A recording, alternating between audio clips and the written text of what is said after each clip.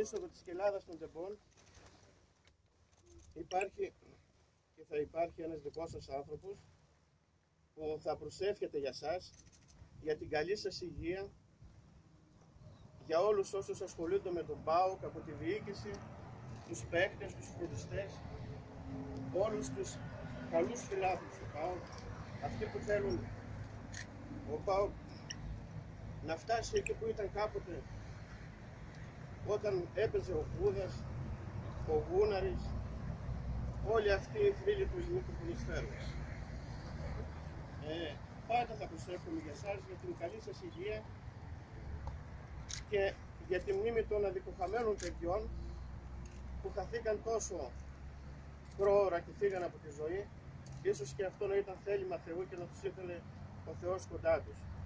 Αιωνία τους η μνήμη και από μένα και να είστε όλοι σας πάντα καλά. Εμείς εδώ θα ερχόμαστε και όπως ερχόμαστε σε καθημερινή βάση και το κατηλάκι πάντα θα καεί εδώ πέρα.